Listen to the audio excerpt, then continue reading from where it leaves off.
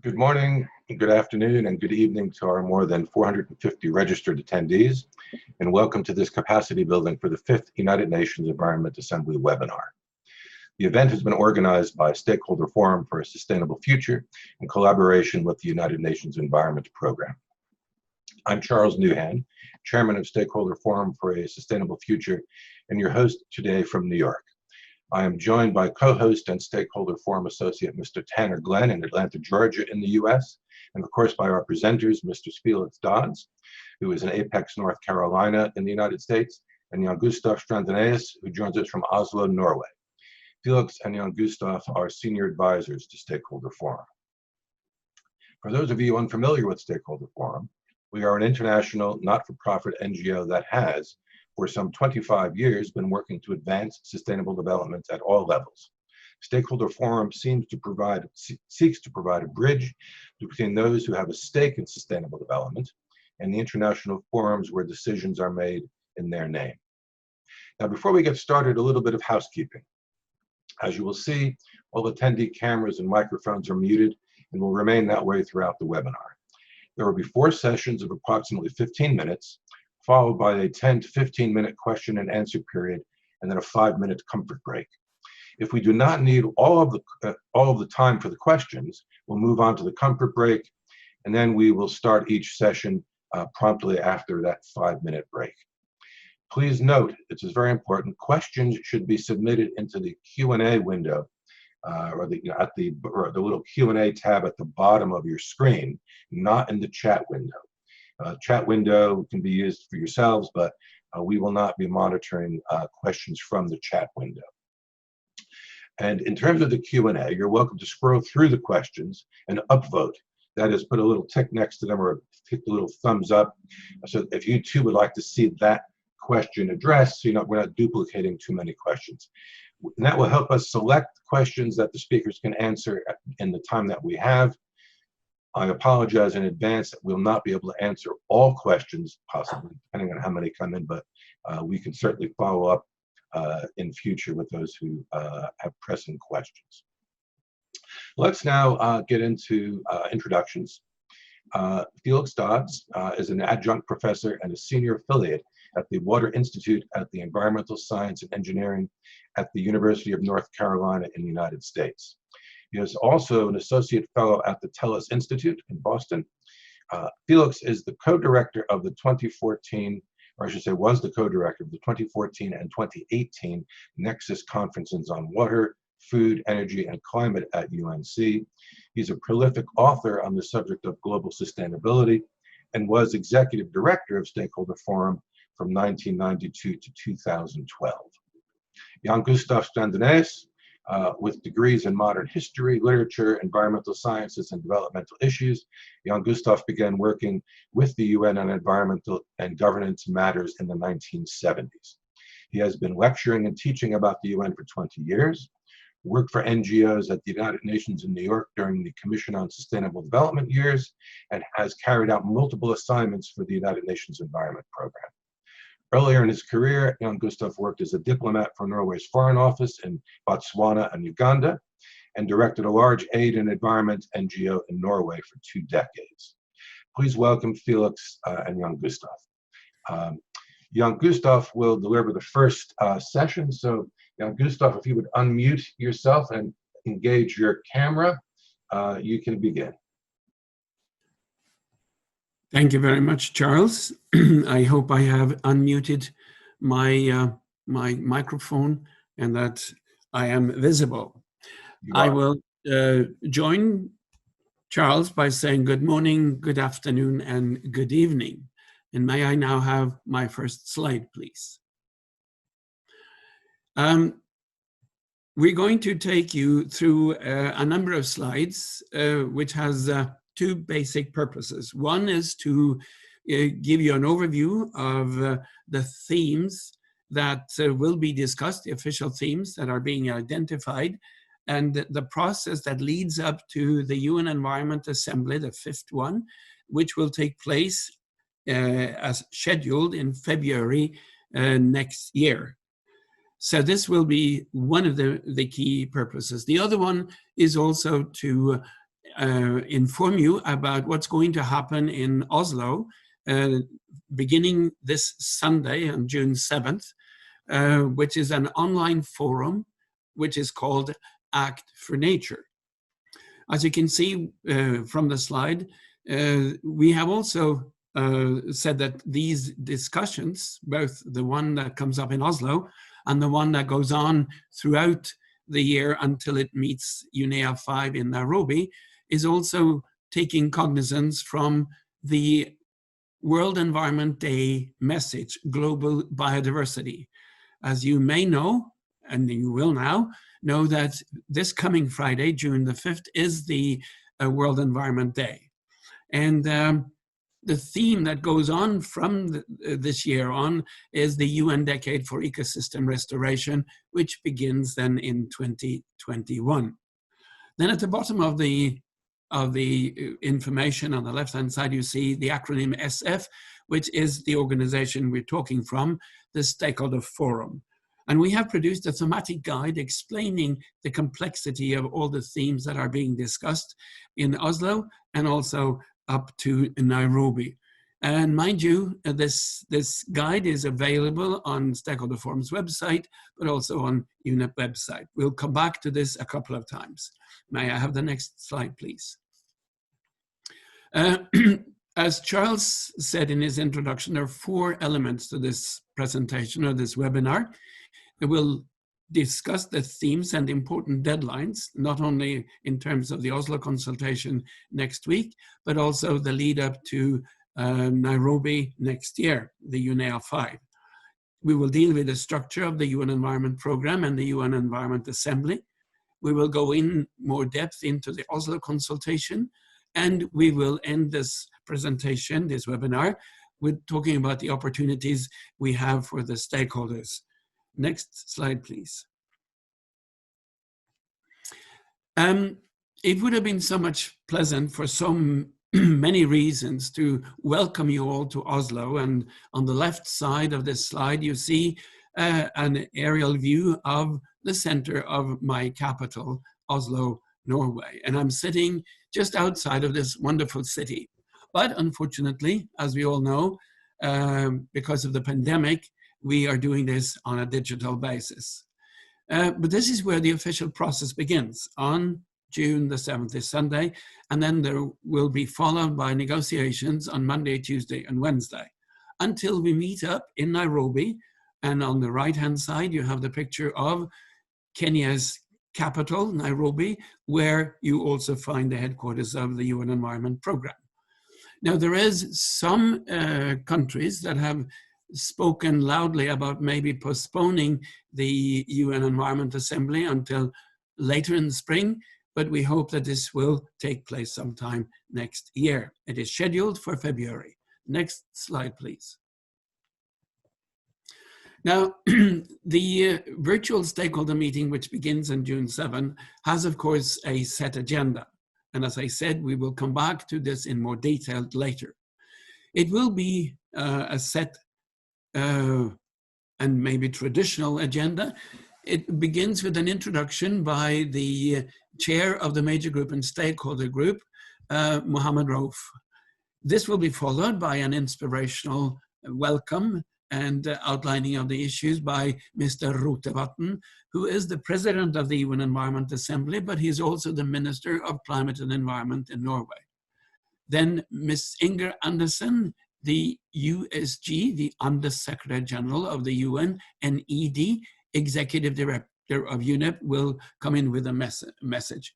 And then there will be discussions on the online section during Sunday on a number of themes, and we'll come back to this in more detail a bit later. As you see, there will be ocean pollution, health and the environment, of course, in the context of the pandemic. We will have ecosystem restoration and biodiversity discussions.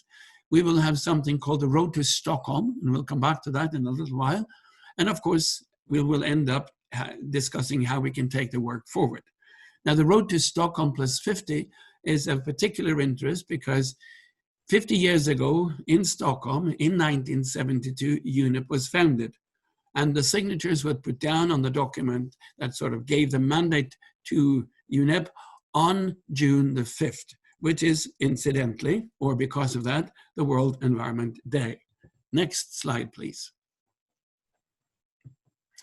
Now, between now, June 7th, and quite possibly February 2021 in Nairobi, there are a number of highlights, and we will point out these highlights because they're important both for the development of themes, the development of the politics around this, and the opportunities for which we can impact our issues.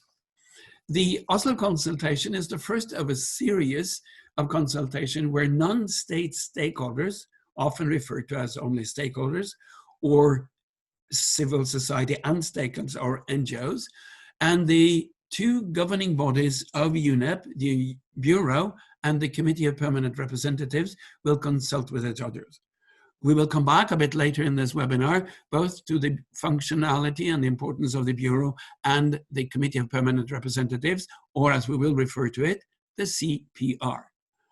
So this capacity building session will take all of you through the formalities of the process. And the formalities are important because if we want to have an impact, we need to understand the framework in which we are working. There are official themes, and these we will deal with, and this is further explained in the guide that we have produced. And of course, this will also, when we know this, offer our opportunities. And then, as you see, we will come back later this year through the fall of 2020 with a more detailed and thorough capacity building process for those who are interested in really lobbying for issues. Next slide, please. Now, which are the important themes and which are the important deadlines? Because deadlines are important as this is an official and very formal process. And if we come too late, our input will most probably be ignored. Next slide, please.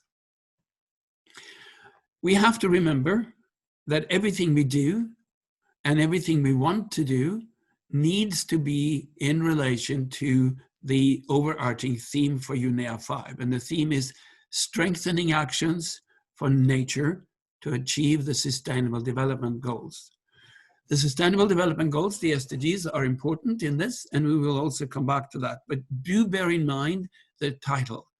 If we want to introduce issues, if we want to discuss issues that are not really focused in the official discussion, we need to have them relevant to this title. Next slide, please. The UN Bureau, which has a political important function in this whole process, have so far identified 4 action areas. Again, these are important because whatever we think we need to do and whatever we want to discuss, we'll have to take these into considerations. The 4 action areas are nature for jobs and economic prosperity. Of course, we will discuss how we can restore the world to a sustainable and environmentally friendly situation after the pandemic is over.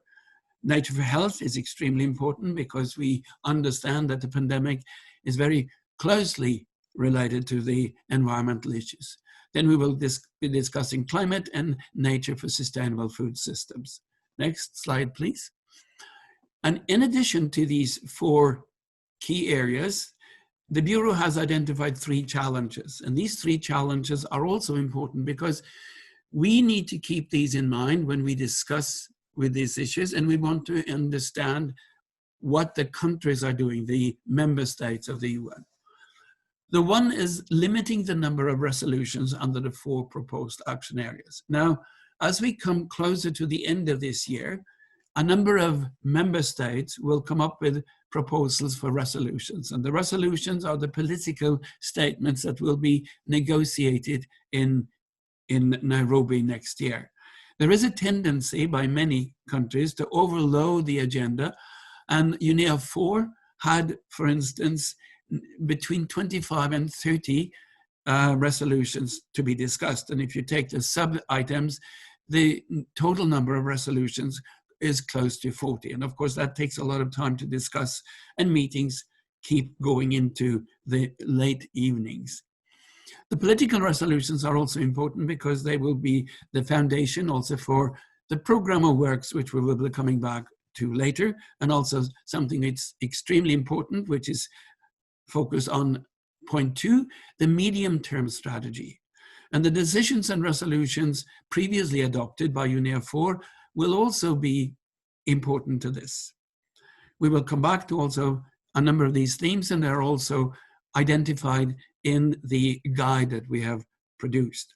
And then, of course, the third challenge is the gaps, if there are any, and I assume there are many, and of course the value addition in relation to existing commitments and those previously adopted. This is also important to carry in our minds. Next slide, please. When you read about these issues, you will see that the UN is filled with documents that are relevant to the discussion we're having. There are a number of reports referred to, but 3 reports are continually referred to. And these reports are important also for us to know something about, or even read about in totality. They're all free to be downloaded, and they're all available on different UN websites.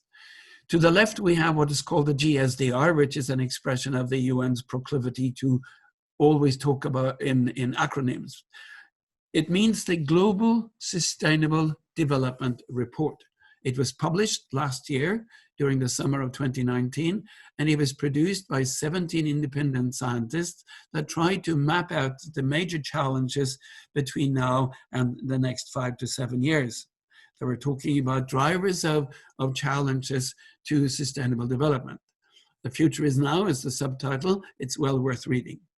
Then in the middle, we have the famous 2030 Agenda, which was adopted by the world in 2015, and in which we also find the Sustainable Development Goals.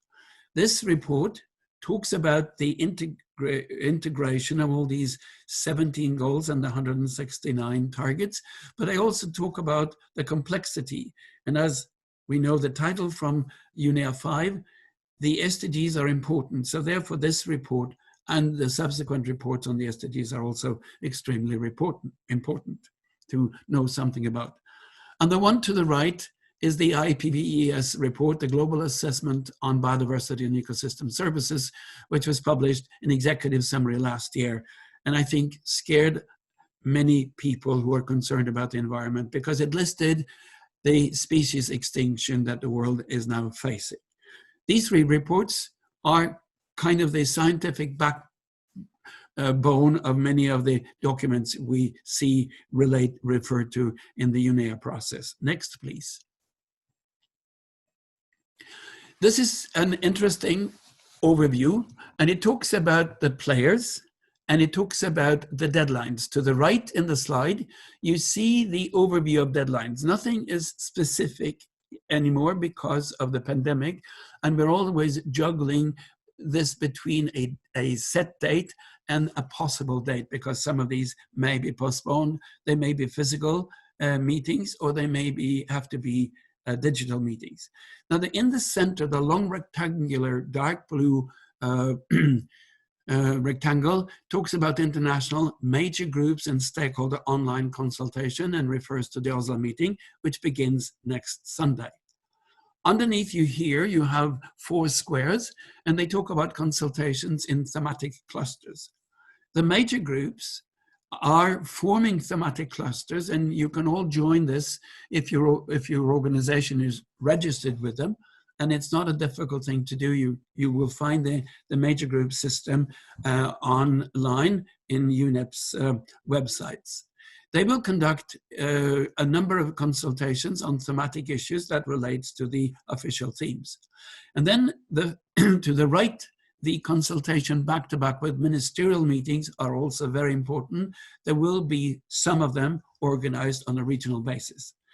On top of the rectangular dark blue model, you have 6 regional circles. They refer to regional meetings that will take place during the autumn of 2020, between June and December. It says, I think more likely between September and December this year. And the regional consultations will be in Europe, West Asia, North America, Latin America, Asia Pacific, and Africa. And in addition, the youth groups have decided to have a youth consultation going as well. Then you have the light green one, which is a very, very important event we need to keep in mind.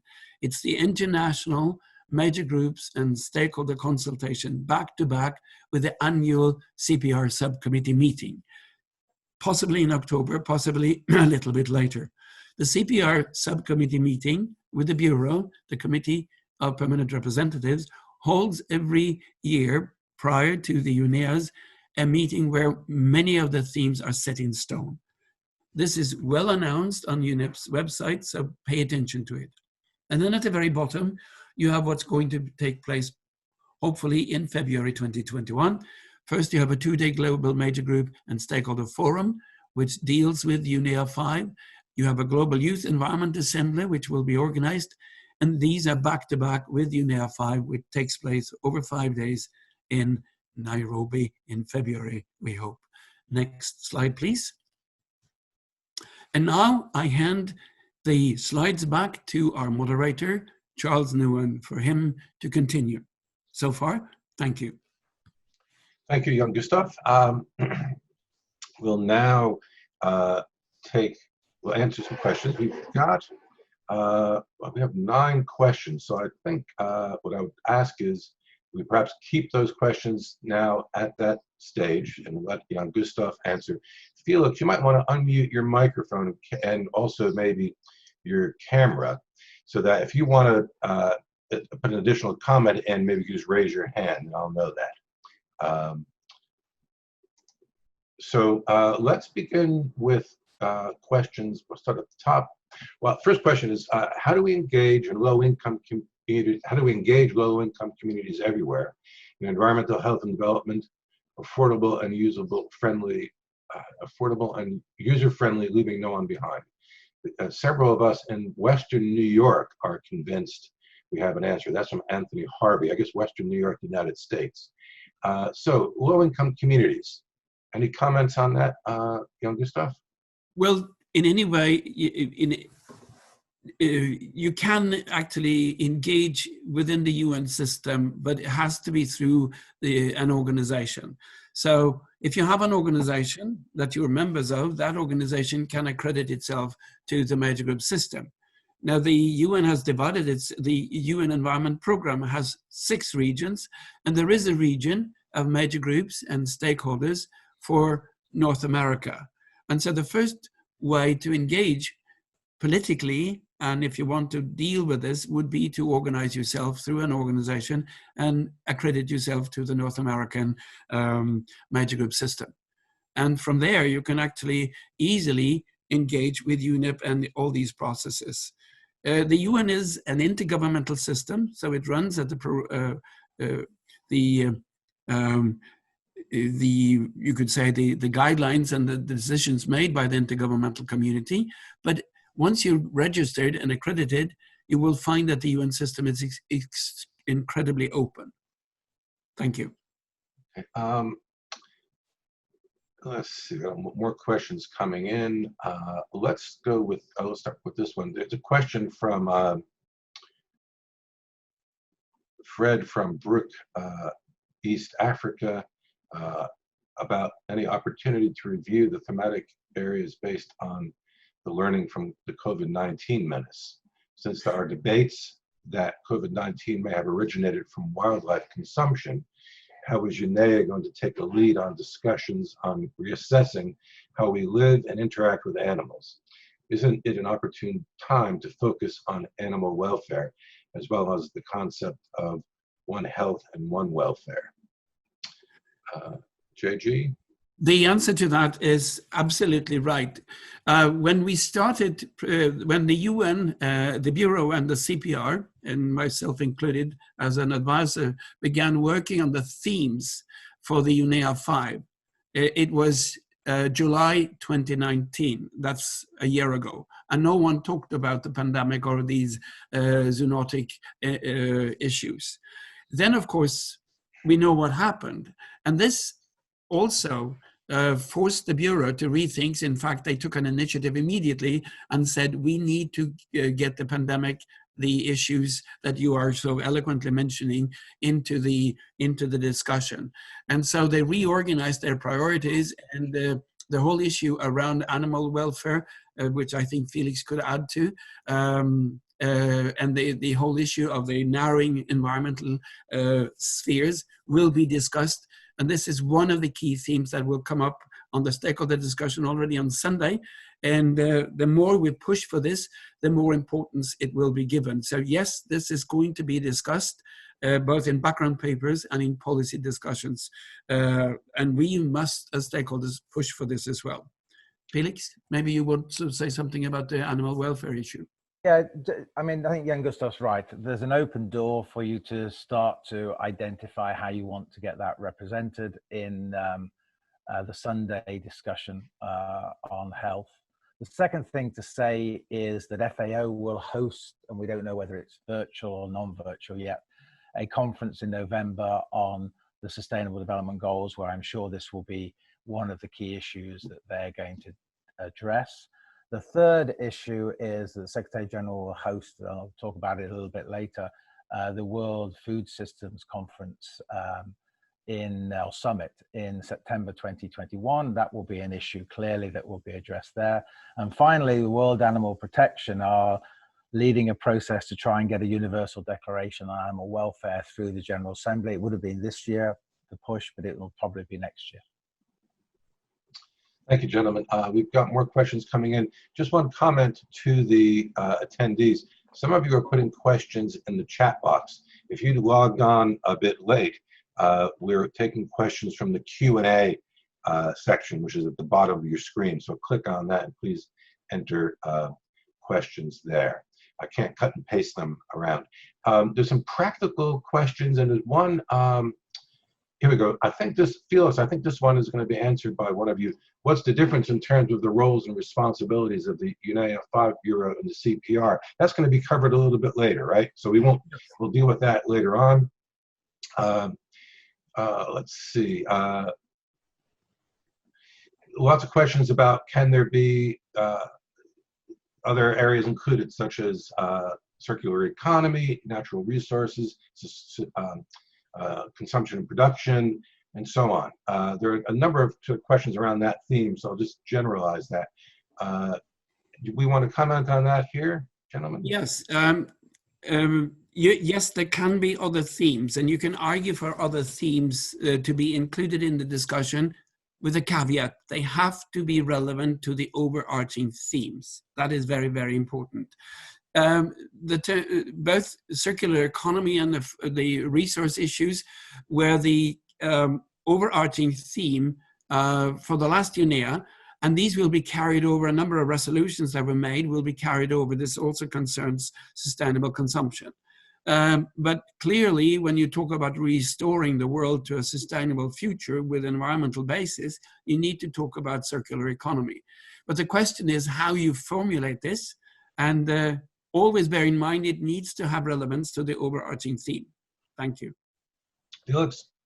Yeah, so UNEP do some great work through the Paris office on circular economy. It's in the economic division. The relevance in particular you could address this under, as an example, would be in the issue of marine litter, because though I don't personally think that's the best way of addressing plastics, you should be addressing it as a circular economy discussion as a whole, so that none of the waste finds itself anywhere. That will be a very easy place to start to, as there's a very developed conversation going on that, and there's a whole group of NGOs that have set up, they produce their own magazine on plastics and ocean issues. That will be a place where you could highlight the issue of the circular economy. Okay, there's another question which I think can have a quick answer. Does UNEA have a global gender environmental assembly? Can we speak about gender matters, guys? Felix? Yeah, so there's a women's major group, which quite often, so if you're engaged in gender issues, you should join the women's major group. Quite often, I think there's a couple of members of the group who are on this webinar. They often organize meetings with women's ministers during or even previous to a UNEA to ensure that they get gender issues reflected in the resolutions that are coming up. And UNEP has a gender officer. Gentlemen, one of the related question is, I'm new to the process. How can my organization become part of a major group? So I think you sort of, and do we have, is there a link somewhere in the UNDESA web pages about that, where they could link up, Felix? So two different things. UNDESA deals with the HLPF, and it has links to all the major groups that are relevant to that. In the UNEP website, and we can make sure that people get that afterwards when we send something out, there's a link to all the members of the major group and stakeholder advisory or steering committee, which will enable you to engage with the relevant people who are coordinating that major group. I think Jan Gustaf's been more involved with that than I have. Yes, it's not difficult to involve yourself. It's basically a matter of energy and interest. You just have to go through a few formal hurdles and register and register for accreditation. And you will find these forms to be filled out on the UNEP website for civil society and stakeholders. And of course, the meeting on Sunday is run by the major group and stakeholders committee, together with the Norwegian Forum for Environment and Development, an umbrella NGO. So there will be ample opportunities both to engage with civil society and stakeholders, and also find out how you can involve yourself with this on a regional and a global basis. So, as I said, it's not it's not difficult, and you'll find that it's very open. The question is, how much energy are you willing to invest in getting there? Charles, Kathy's got a question. Could I answer that? Well, yeah, I'm sure, you're going ahead. I'm scrolling through trying to get them up. You go ahead, answer that. Yeah. So the present head of the Convention on Biological Diversity is Elizabeth Maramba, who is, in a sense, officer in charge. And she was the head of the law division in UNEP. And when the previous executive secretary was dismissed, UNEP put in a staff person because they have overall responsibility for the convention as within the sense of management terms. Elizabeth is absolutely phenomenal, and she'll do an amazing job. I don't know what the process to replace her is. In the context of the 2020 targets within the SDGs, there is at the moment no coordinated effort between the CBD and the General Assembly in the replacement of the 2020 biodiversity targets that will fall. There is no automatic replacement by the new targets that the postponed CBD will address. If you go to the Friends of Governance for Sustainable Development website, you'll find a paper dealing, well, two papers, one by WWF and one by myself, dealing with the options for how to address targets within the SDGs that are going to fall this year and in 2025. Thank you, Felix. We've got time for one more question, I think, maybe two. Jan Gustav, greetings from Ana Barria from Spain. Is there any possibility to introduce a more integrated and systemic approach in UNEA 5 and Stockholm plus 50? Again, the question can easily be answered, yes. And that's why I think for the first time in the history of UNEP, the process of identifying themes and also the way that the themes could be dealt with both within the system and among the member states is beginning now 6 months almost before the proper conference takes place. But again, as I said, with a caveat that whatever is introduced as an issue needs to be relevant to the overarching themes. Otherwise, it will be kicked out. As you have seen from the identified themes that will be discussed, and we give further background information to this in the guide we have produced, there is a focus on the UNEA UNEP Plus 50 conference, which will take place in Stockholm in 2022. And so there will be a number of UN environment and global environment conferences actually dealing with a lot of issues, and it's very open how we will input into this. We can, if we're creative and politically savvy, be able to influence this in a very, very, very strong way. But we need to know the process and how to do this, and that's why we have, among other things, produced this webinar. Good. Thank you, Jan Gustav. I'm going to just, we run out of time, but there are two very quick things that both of you might be able to answer. Maybe it might be coming up later. The last date for NGOs to apply for the accreditation with UNEP to attend UNEA 5. Do you guys know the answer to that, or is that going to come up later? Sometime in, I believe it's sometime in December, but this, you know, there's lots of time for that still to go. Yeah. But just be aware of these dates. They are produced continually, and as we close in on UNEA 5, then these deadlines will be more and more explicitly stated. Just be vigilant and read, and so you have about what 5.5 to 6 months for that. There is a major groups list server which I think UNEP and I think the major group committee run. You can contact them to join that. But I think yeah, we don't know, and Jan Gustav mentioned this, whether or not UNEA 5 will be moved from February to later in the year, and so we do know now both conventions on biological diversity and climate change are now happening in 2021. So we'll have to see. And there's a difference between accrediting yourself as an accredited organization to UNEA, I think, Jan Gustav, and getting yourself accredited as an organization to UNEP. Good. Felix, I should stop there. Aurora from UNEP has just posted on the chat area the link to becoming, to getting the information link. So panelists, go to that. It was posted at 8:41, and because it's 8:41, we're going to have to close this session. I want to thank Jan Gustav and Felix for answering questions. We're going to take a 5-minute comfort break, and we will be back promptly after 5 minutes. So thanks very much. We'll be back to you very shortly. Hello, everyone. We are back after a 5-minute comfort break. Our next speaker is Felix Dodds. Felix, are you unmuted and your video's back on? With that, Felix, we will let you get on with your presentation. Thank you. Tana, if you could put the first slide up. So I'm going to just take a little bit of time to give you a little bit of an understanding of how UNEP works and perhaps how you can, as an organization, engage in those different divisions that UNEP has. So for example, the communication division will be very important for World Environment Day.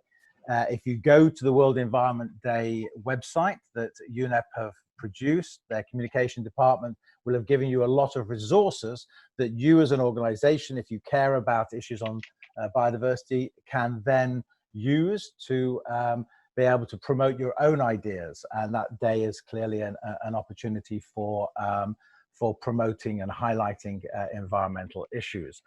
They also will, as they get close to UNEA 5, be indicating material that's relevant to UNEA 5. You can, if you're in a partnership with UNEP, develop common material for that partnership. So it plays a really good role, I think, in giving stakeholders access to very professionally produced material and background information, which they can use in their own campaigns.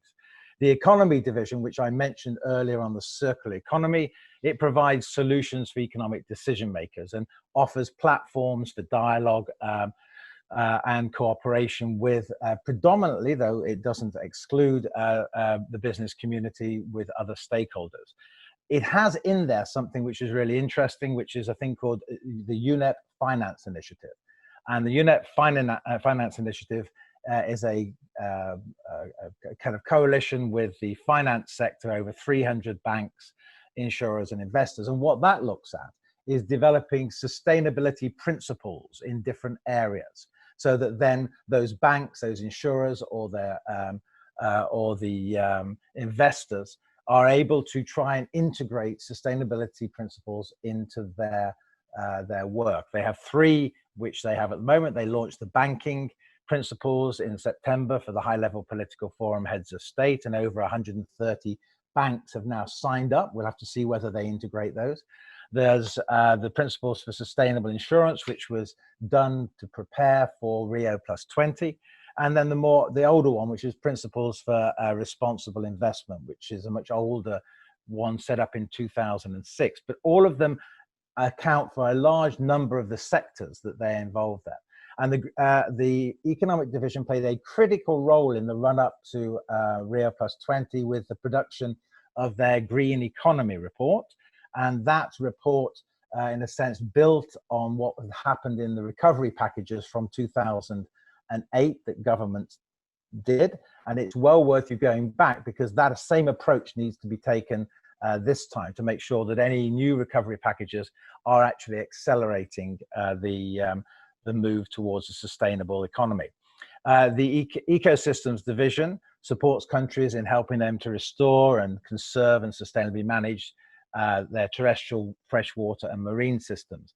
It deals with a lot of the biodiversity conventions, not just the CBD, but Ramsar. It also deals with the consequences of disaster and conflict, and one which I've been involved with, which is the pollution from land-based forms of action. And that's where, to some extent, the initial discussions around plastics in oceans came from.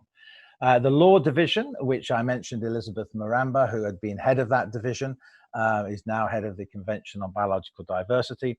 It has a number of really important roles that it carries out. It helps to develop and facilitate international environmental law, so it helps the governments when they want to do it. So more recently, I guess, the Mercury Convention. Now, whether or not we move to a convention on plastics or marine litter, we'll have to see. It also helps to strengthen national and international environmental instruments and supports environmental treaties, so particularly the ones that UNEP has a responsibility for servicing. It strengthens institutions to implement environmental law and regulation. So in that, it helps to educate judges in the use of environmental law, so they have a whole process around that. It advances environmental rights, and it also helps to see how to advance the Sustainable Development Goals. The Science Division is one of the core elements of UNEP when it was set up, which was to try and ensure that policymakers would be given the best forms of science that was available, so that policymakers could make important decisions based on that science. And that's, in a sense, the essence of the Intergovernmental Panel on Climate Change, which UNEP played a critical role in setting up, and the Intergovernmental Panel on Biodiversity and Ecosystems. All of these play really important roles in ensuring that governments have the right science. Whether they take the right decisions is another thing for groups to lobby. But that Science Division produces, and the important aspect of that is a thing called the Global Environmental Outlook Report. We've had 6 of them. The first one happened in 1997. The most recent one happened last year. And that gives an assessment, a global assessment of the state of the environment and what the critical issues that are going to be addressed. And this year and next year, there are a number of things that they're producing. So they've focused the output of GEO6 to try and help business to integrate the outcomes. So there's a GEO6 for business. There's a global waste management outlook, which feeds into the SICOM process. There's a pollution summary tracking report. And there's a state of finance investment in nature-based solutions, clearly produced to impact on the Convention on Biological Diversity. And then for next UNEA, there'll be a synthesis report on the global environment drawn from the latest reports that exist. So that, again, when UNEA 5 happens, then member states and stakeholders will have the latest information on the state of the environment. The Policy and Program Division deals with, in a sense, consolidates the policy, program and monitoring, gender issues and safeguarding functions of UNEP and its engagement with the UN family. There's a thing called the UN Environment Management Group, which UNEP chairs, which has all the UN agencies that engage on environmental issues. And it, at the moment, over the last couple of years, has focused at the interlinkage agenda, what we call the nexus. And so they've tried to be looking with those UN agencies and programs and gaps and collaboration that can be done. And the corporate services division, in a sense, is safeguarding UNEP's corporate interest. It looks at its risk management, and it makes sure that its regulations and accountability requirements are done properly. The other mention there is the Governance Affairs Office, and that really runs the UNEA Environment Assembly, produces the structure for it, makes sure that everything is produced for it. It's a management function. It also does the same for the Committee of Permanent Representatives. It also engages with the stakeholders and helps to make sure that's where we sit within the present structure. And then it has 6 regional offices, which again, these are ones which were mentioned before. Tana, could you have the next slide? So just to give you some visuals, because it's always easier if you see what people look like. These are taken from, I think, UNEP's website. So Inga is the executive director. She came in after the previous executive director was asked to leave. And so she's consolidated a lot of the work, and the medium-term strategy will give an indication of her vision. Joyce, who had been acting as executive director between November last year and between the period when the previous executive director left and UNEA 4. Then you've got, she's an assistant secretary general. So Jan Gustav mentioned that Inga is an undersecretary general. They have 2, in a sense, deputies. One deals with activities in Nairobi, and the other, Satya, deals with things that are in New York. And that's very critical in ensuring that coordination with the rest of the UN system. He actually is the chair of the Environment Management Group. Jorge is the person who's in charge of UNEA 5, so often you'll see him on the platform. He's the former Mexican negotiator in New York, who we worked with very closely for Rio+20. Tim, who's now head of the Program and Policy Division, was originally head of the Major Groups section in UNEP. Very approachable, very nice person. Arnold is at the moment acting until they decide whether Elizabeth is coming back from the CBD or whether she's staying there permanently. And Susan's the director of the ecosystem, and Laguerre is the director of the economic division, based, I think, still in Paris. So you've got those photos. So that's really good if you're going to go and meet these people. So if you see them during UNEA 5, you know, it makes it a lot easier. The Earth Negotiations Bulletin, if you haven't come across it, search for the International Institute for Sustainable Development Earth Negotiations Bulletin. And they produce a daily update on what's going. But as importantly, they produce photos. So you can go back to UNEA 4, see the photos of the government delegates. So if you're going to UNEA 5, you can go armed with photos of the relevant people that you want to see. It may be that some of them have moved, but often they will be there for 3 to 5 years. And so the chances are that you can walk into the room and actually immediately identify who you want to go and talk to. Next overhead. Next slide. So UN Environment Assembly, every 2 years, it's realigned itself so that it fits into the cycle of the high-level political forums heads of state meeting. So UNEA 5 is happening in 21, UNEA 6 will be happening in 23, the year that the heads of state will meet to review the Sustainable Development Goals, the midterm review. It's the central body. It was set up out of Rio+20. So it was one of the arguments that UNEP, which was not a universal body prior to that, should become a universal body and, in a sense, heighten its role. That's part of a more long-term discussion on whether UNEP should move from being a program of the UN to being an agency of the UN. And there are differences we could discuss, but the chances are that if one was to look at an elevation of UNEP to an agency, that's more likely to happen in 2030 than before this. It sets the priority for global environmental policy. And so as we see, it's doing it in a specific thematical way. It advises the UN system on environmental policy issues. It does that more generally, but it also does it through the Environment Management Group. And it identifies new environmental challenges and examines existing practices. So clearly the health issue has come up, and so it's readjusted its agenda to address that. If something comes up between now and next year, then it's possible to bring resolutions forward even at the event itself. And it organizes dialogue. So the first dialogue we're having is to some extent on Sunday. And that will be a continual process as we move up to UNEA 5. And it's important to understand that if you're engaging in these issues, the sooner you engage, the more impact you will have.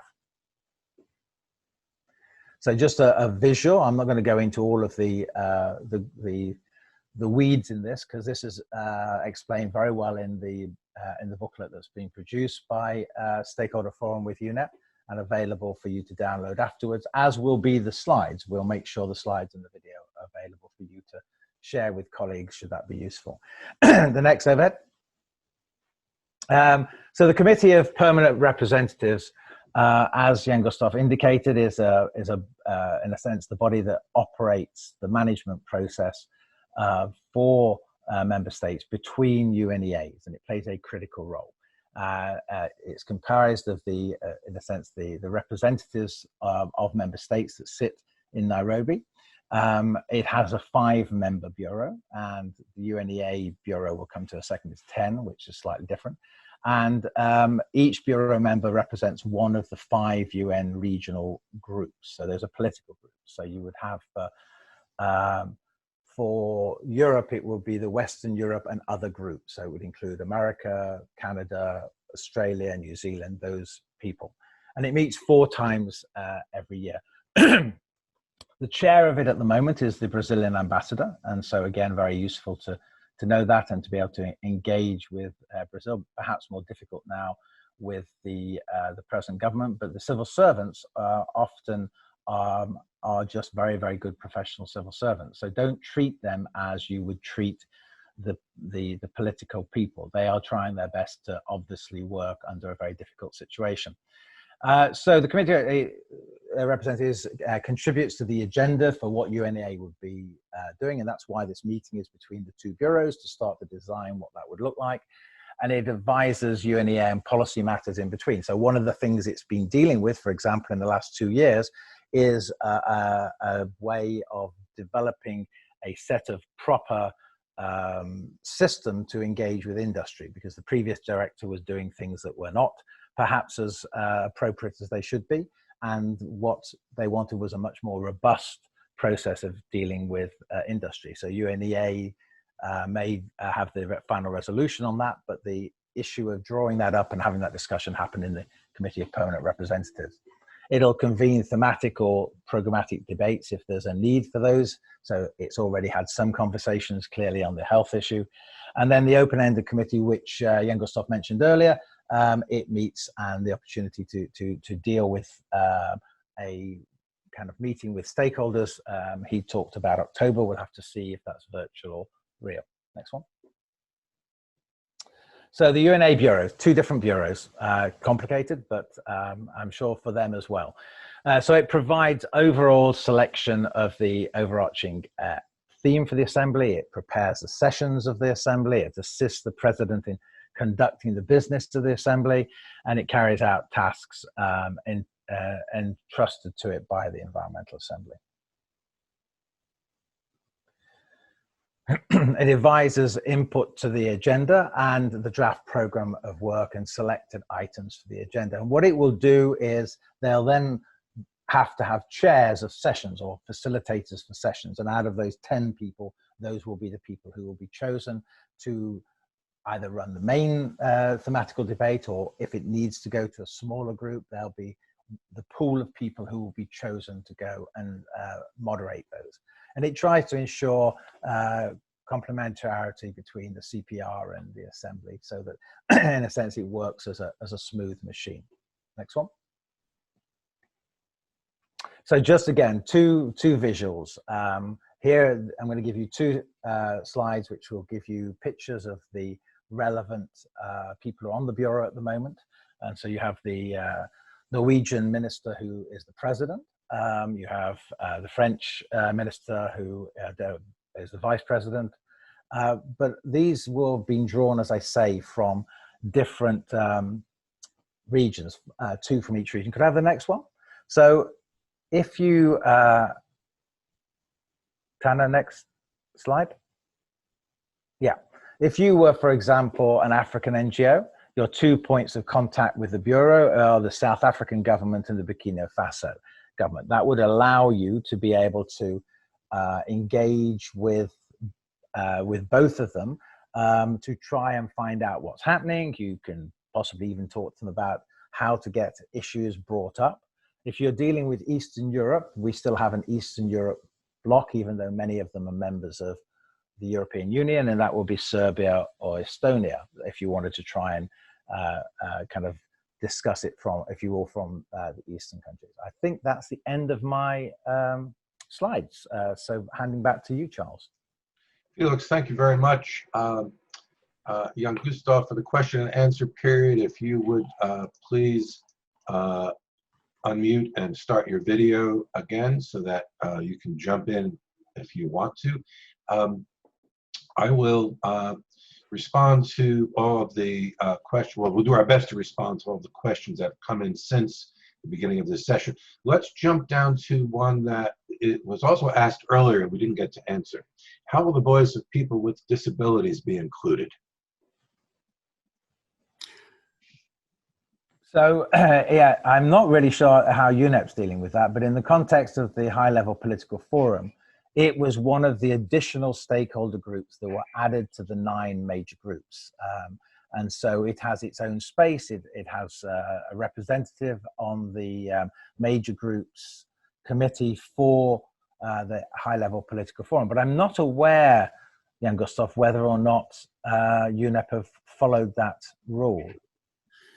No, they haven't yet. There has been a discussion to upgrade the number of the major groups to include this, and the basis for an expansion of these groups is also taken within the context of the formalities of the UN. There are since 1992, when the major group concept was established at the UN, added 2 conventions, the Convention for the Aging and the Convention for the Disability group. So these may be added at a later stage. And there's been a discussion going on in UNEP, but as of now, the disabilities group have been allowed to be speaking through the NGO chair at UNEP, and they've been given, I think, ample time and space to do so.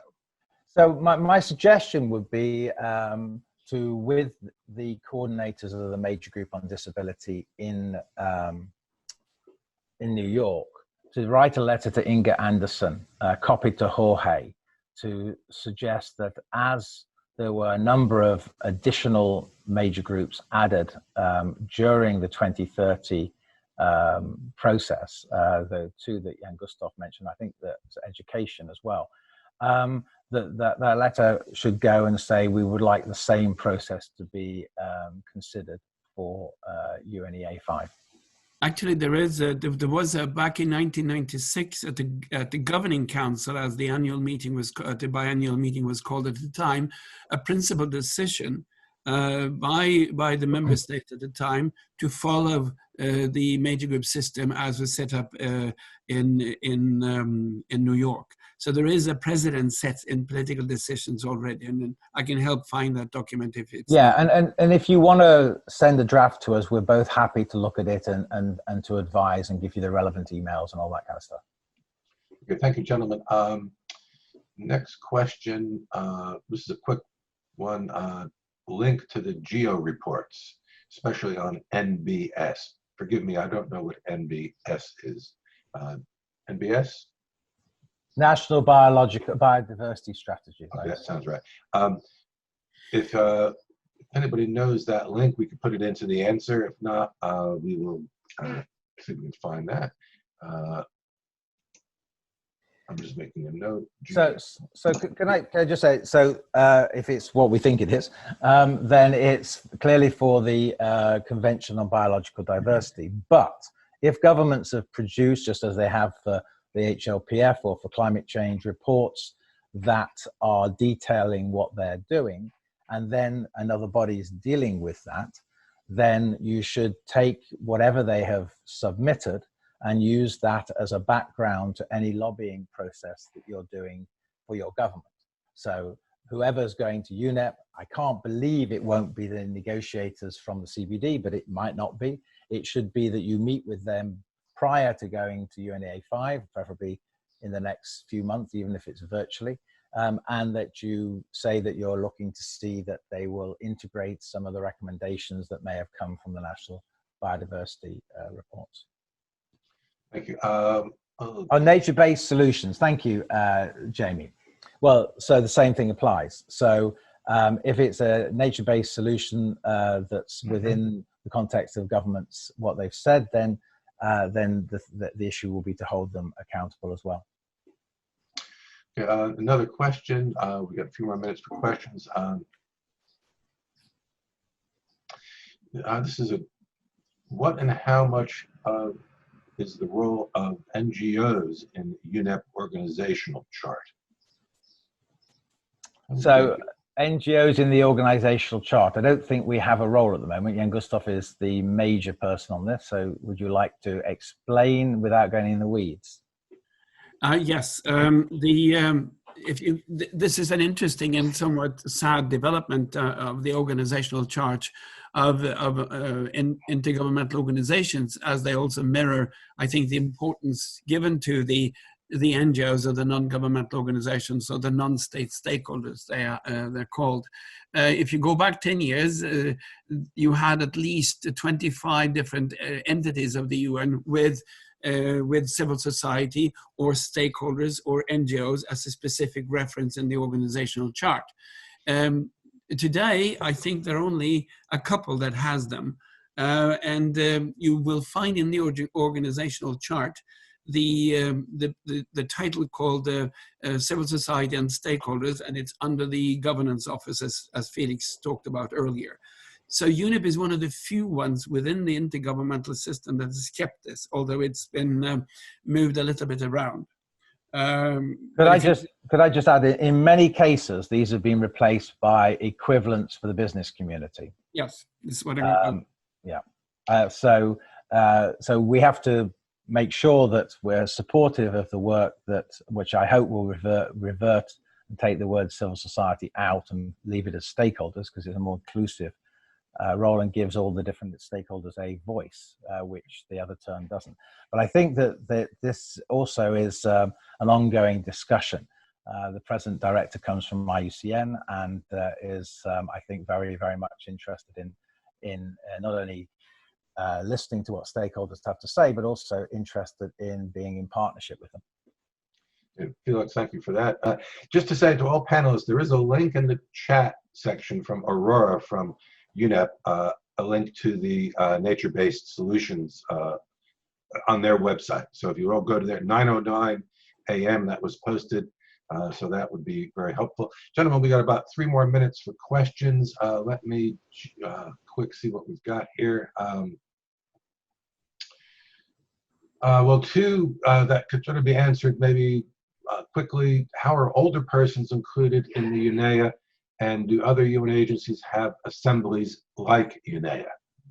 So it was the same issue as the issue on disability, which is that the 2030 Agenda for Sustainable Development identified those 2 as additional major groups. UNEP has yet to do that. And so the same issue as I raised with the disability group, if you want to draft a letter, we're happy to advise you on that. It may be that it's better to come from a coordinated effort of both groups, but clearly they should be recognized. There are other assemblies. So, I mean, you can go to FAO. They have the Committee on Food Security, which is a collaborative platform of stakeholders and member states. Clearly at the UN Center, you've got a number of commissions. I have Commission on Statistics, so if you're interested in data, that's an exciting place to go. There's a Commission on Social Development, on Population Development, so depends what the issues are. There's the UNESCO Assembly, and then you've just had literally, I think last week, the World Health Organization's Assembly. Okay, thank you for that, Felix. Another question, which I think is going to be answered in the next. Our next session is on the Oslo Consultation, and the question here is, will UNEA 5 or the Oslo Consultation review or discuss the ongoing NDC's submission process. Should we wait until that session? That might be answered within the session. Yes. And there appears to be a strong emphasis on youth engagement. Will this offer a focus on formal and informal education and learning in relation to regeneration of natural capital? How will national parks be involved in scaling up youth engagement? That's a lot of questions in there. Is that something we can address today, gentlemen? Well, quickly, the youth are organizing an ongoing process beginning just an hour after we are doing this, and the youth is engaged in all these issues, and they have a youth coordinator that I think that those who are interested in these particular themes in relationship to youth groups should get involved with. Their activity is enormous, of course, and also their knowledge base is fantastic. So this is where you should go and not let people like Felix and me try to answer on behalf of youth.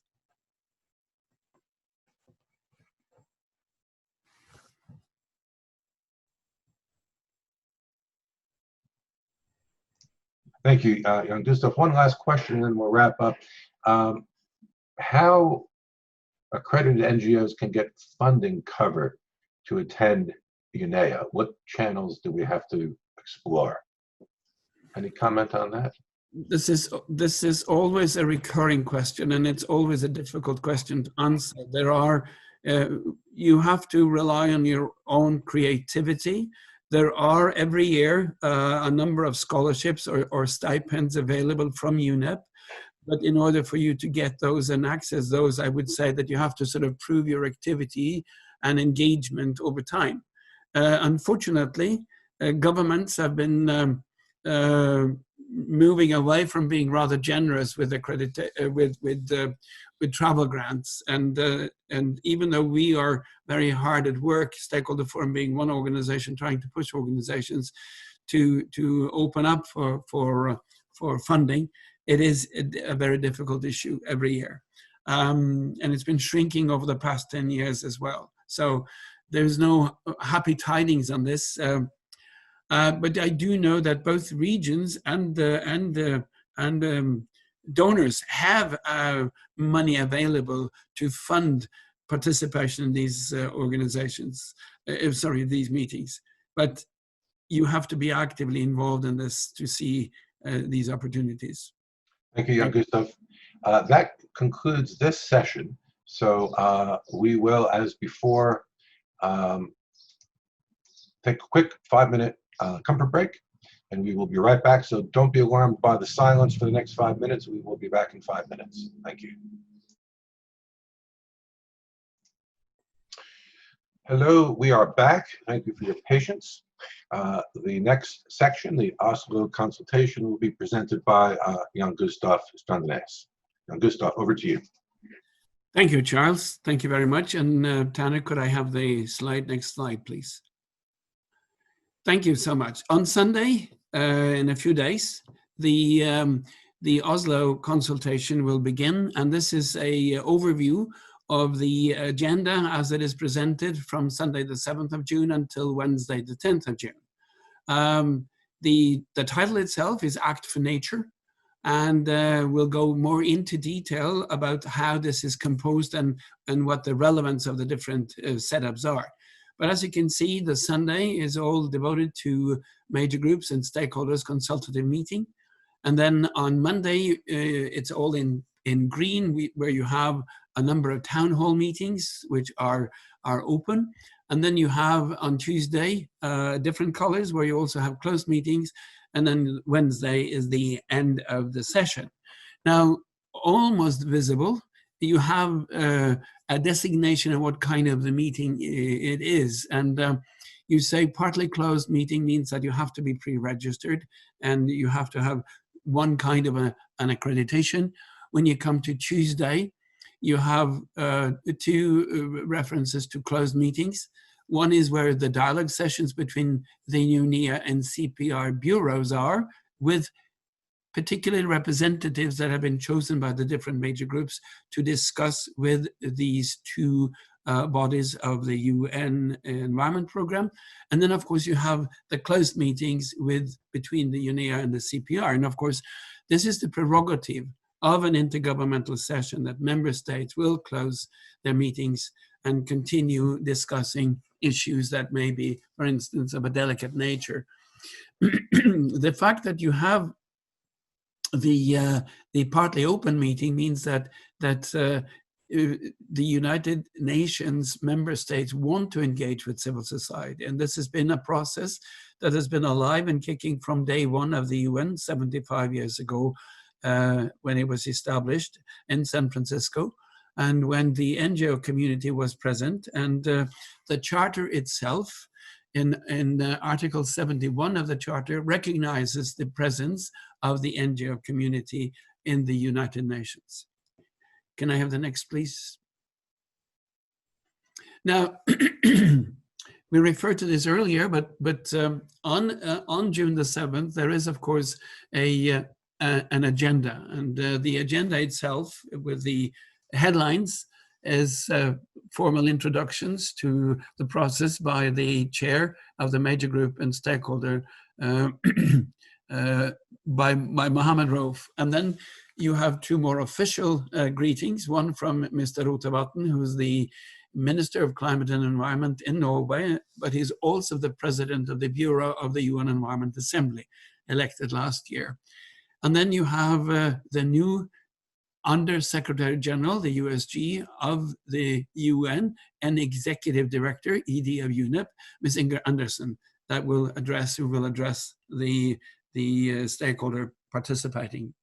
And then there will be the following 5 thematic sessions: one on ocean pollution, one on health and the environment, definitely on the COVID-19 issue, ecosystem restoration and biodiversity, the road to Stockholm, as we had mentioned earlier, and how to take all of these things forward. And there was a discussion earlier now on the nature-based solutions. And if you go back to the documents that were produced by the Bureau a year ago, nature-based solutions was supposed to be the overarching issue of UNEA 5. And the UNEA 5 then was thought to come on the heels of a super year for nature, because this year originally had scheduled a number of global conferences on the environment. Felix has earlier referred to the CBD conference on the arching goals. Well, as we all know, this has been put on hold and will be either digitally discussed or discussed next year. But the way forward is very important, and then to bring back the nature-based solutions issue. And we also deal with the development of this issue in the guide that we have produced. Next slide, please. Now, the online forum will be composed of a number of bigger elements, and this is sort of the choreography.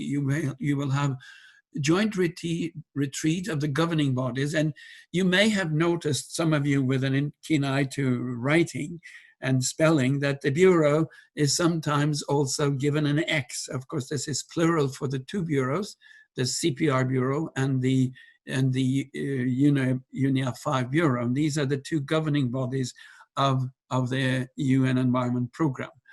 And then you have dialogue sessions, and you may scoff a little bit about having dialogue sessions, but this is a way that the United Nations have devised an outreach and an interactive discussion with the non-state stakeholder. As I said, the charter itself recognizes multilateral organizations, member states of the UN, and the NGO community as legitimate members of the United Nations, all of them. It was also, incidentally, the first time that the NGOs were given a legitimate reference when it was noted in the Charter of the UN. But as we all know, the United Nations and its subsidiary organs, including its independent agencies, are intergovernmental bodies. So it, of course, is also run by the governments, and they have the prerogative to exclude anyone else except the member states when they have closed meetings. But the dialogue sessions are important because this is where we can actually participate in as close as possible to negotiations. So don't underestimate the importance of these dialogue sessions, and be present and be active and be very substantive.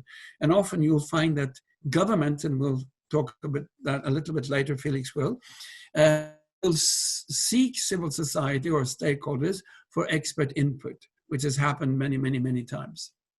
Then you will have the partly closed meetings between stakeholders, because this is based on, again, accreditation, where also the stakeholders exclude government sometimes from entering in. And then you have, of course, the town halls, which we will come back to a bit later. Next slide, please. Now, the joint meeting of the governing bodies of UNEP, we're talking about the Bureau of UNEA 5 and the CPR, starts the official process in identifying the themes, the sub-themes, and most importantly, what will be the medium-term strategy. You will see the first bullet point deals with an emerging issue, the COVID-19 issue, and the combination of environment and health, which probably be stronger than ever before. It is not the first time UNEP has highlighted this issue. UNEP and WHO made a very interesting report on this in preparing for the 1992 conference, the first Rio conference, which gave us Agenda 21. Then when the World Summit on Sustainable Development took place in Johannesburg in 2002, UNEP and WHO again presented a united report, a combined report on this very issue, and they did it also in 2012. And as you may know, there was a specialist report produced by WHO in October last year, which actually basically says that if we're not careful, COVID-19 might happen. They don't talk about COVID-19, but they talked about a pandemic. It is an incredibly interesting report to read, and it's available on the WHO website.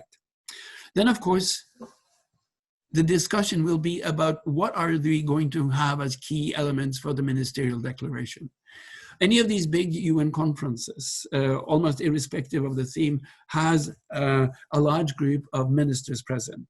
Last year, the last UNEA 4, I think there were about 120 ministers of environment present. And of course, they want to have a political declaration which makes the political challenges visible. Then you have, as Felix said earlier, the communication strategy, which will be discussed.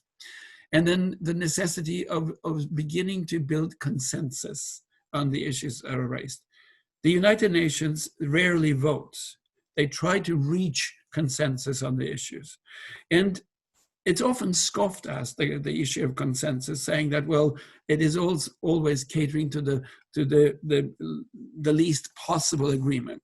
Well, yes, that's one thing. And we always say nothing is agreed until everything is agreed, and nothing is discussed until everything has been discussed.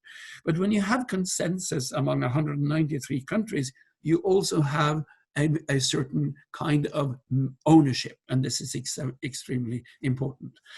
Excuse me. And the last point here is to guide the executive director to pick up all of these elements, put it into a readable manuscript, and get it into the medium-term strategy.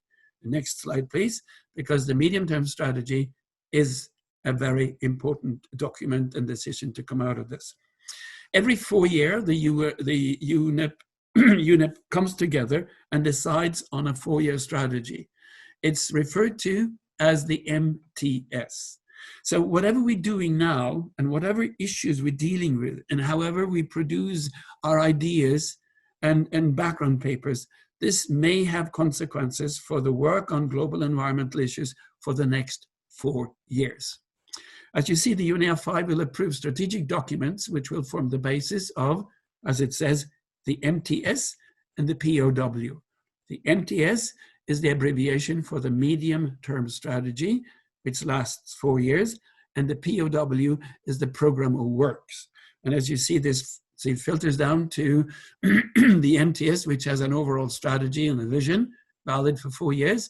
And the program of work, which is decided biannually, has budget consequences, where you have detailed strategies, budgets, and indicators. And both of them are actually extremely important documents, well worth getting involved into. May I have the next slide?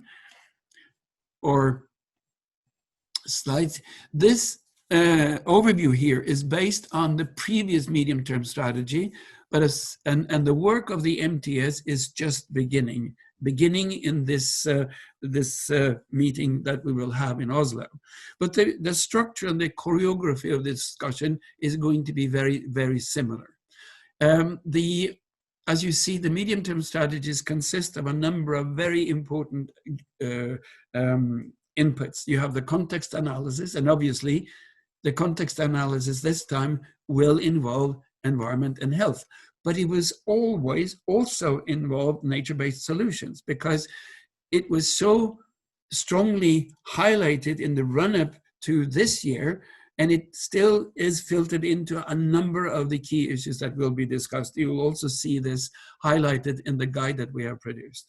You have the strategic focus, you have naturally the vision, which is aligned to the SDGs, which then relates to the 2030 agenda, and you have outcome acts, and the UN Environment Program also has a business strategy. Then it will be broken down in biennial plans, as I said, with results, baselines, targets, and budgets, and then this will continue for the second part of this 4-year period. And then you have project portfolios, and if you give me the next slide, we can see how these project portfolios were developed through very stringent and very solid and good documents. And these documents have, over the past, I would say, 10 years, followed more or less the same structure here. You have an introduction, which usually have the vision that UNEP has. Then you have the situation analysis, which this time will definitely involve both nature-based solutions and the COVID-19 or the pandemics. You have the Vision 2030, which is picked up from the SDG discussion. You have operating principles, priority areas, and proposed outcomes. The business model, which you will have to find, which also contains interesting references to theories of change. And then, of course, evaluations of strategies. And this is interspersed with references, like references to the reports I referred to earlier. You have regional priorities coming in from the 6 UNEP regions, and you have multilateral environmental agreements, the MEAs, which also play a very important role. Next slide, please. Now, this is again based on the last medium-term strategy, and here you see how this is developed and built. You have sub-programs, and they have identified climate change, disaster conflicts, governance, chemicals, waste, air quality, resource efficiency, and in the environment under review. This is an ongoing process. What I've seen of documents so far, and mind you, we're very early in the process of developing the next MTS, is that they're likely to repeat a number of these issues.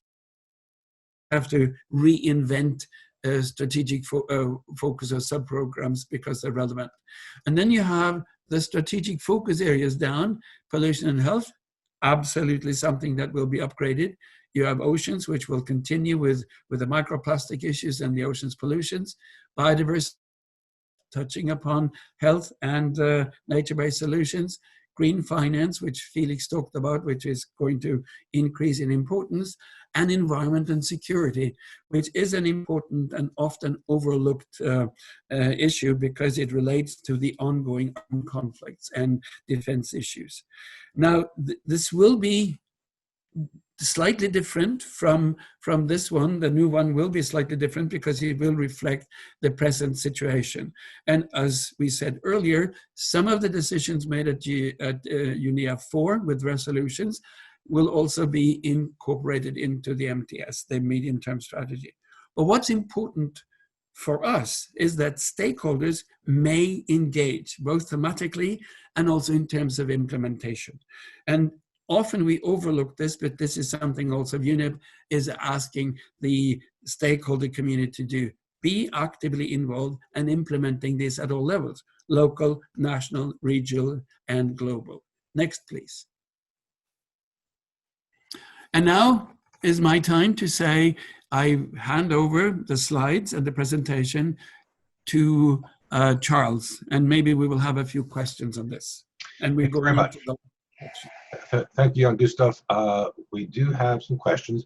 I'll just say one thing. Tanner, our co-host, be aware that I'm getting a message here of a slightly unstable internet connection. So if I should drop out, Tanner, I'm going to have to maybe ask you to at least coordinate Felix and Jan Gustav with their video and all that. There's a problem. Okay. Felix, you're with us again. Good. Okay. Yeah. Could I just add something on the environment and security? It's not just conflict. As we know, the issues of environmental security deal with water shortages and other issues, and that's where the Nexus discussion, we expect to see something like a shortfall in water availability of about 30% by 2030, a similar amount for food security issues. And so when UNEP is addressing this, it's not just addressing though it's done some great work on conflict issues, mostly kind of dealing with the aftermath of it. It's also to deal with issues around climate and biodiversity security as well. Yes, and this is absolutely correct, and thank you for pointing out that, Felix. You're absolutely right, and may I say also that Felix has written a book on environmental security, which was well worth reading. 4 books. You've written 4 books on this. I'm sorry. I have to catch up on what you're doing. Also, Charles, before you go in and get the questions, there was one who asked if these slides will be shared, and they will be shared. And I think, Charles, you can actually tell us where they will be shared. Sure, I'll do that. Well, we are going to have them posted on the Stakeholder Forum website. Certainly the presentation by the end of business today. You'll see as we get to the, the end, the website addresses there. I have posted them I think in the chat section. I'll do that again. And the video, once we just get it edited and all that uploaded, there'll be a link on our website to our YouTube page. Now let's get on to some of the questions. I think I can answer one. I've registered for the Oslo consultation, but haven't received confirmation so far. I just received my confirmation today. I imagine they're going to start rolling out very soon. So if you did officially register, you'll hear one way or the other. Now and then another question, can we still register for this event for open meetings? Now you may have answered some of these questions already, Jan Gustav, because I was focusing on the questions, forgive me, I wasn't listening to every word you said, although I normally do.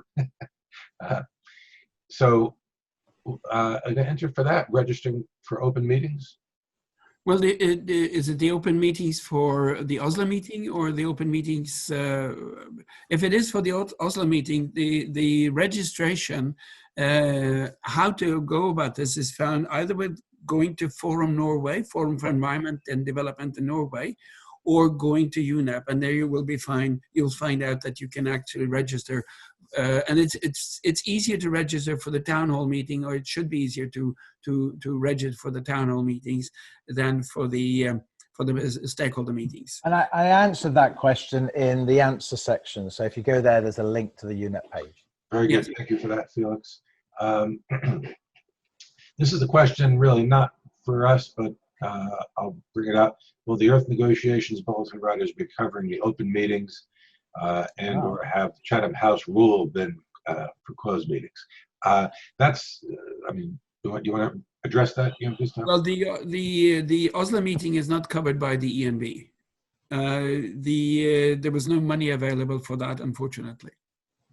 Yeah, just for the attendees to know, those organizations charge for that work, for photographs and attending meetings, and it's no small amount of money. So although we always see them at the United Nations, or mostly see them at the United Nations, for some of the smaller events, it might not be practical to budget for that sort of thing.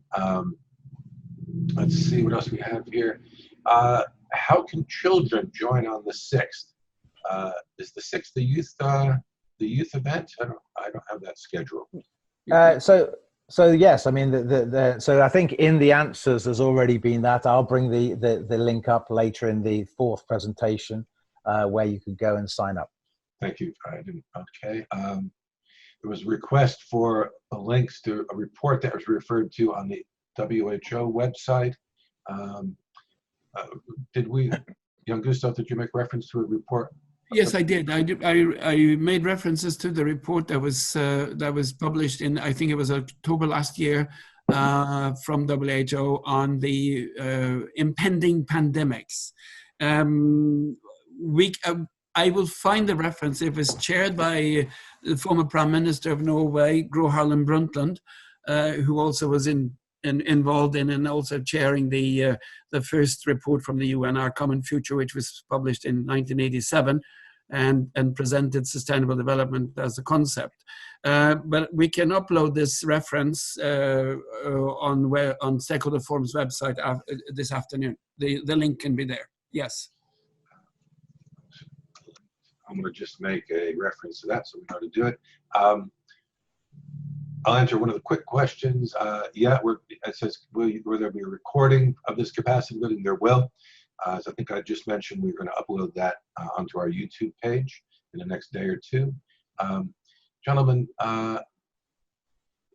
could you please explain the dynamics of the MGS consultation on 7 June in terms of panel and group discussions and to participate? Oslo, also, can we get involved with the dialogue sessions? Is this going to be, is it information in the guide that we've produced? No, the technicalities there, we don't have the technicalities and the choreography of the Oslo meeting. We are only dealing with the themes that will be discussed.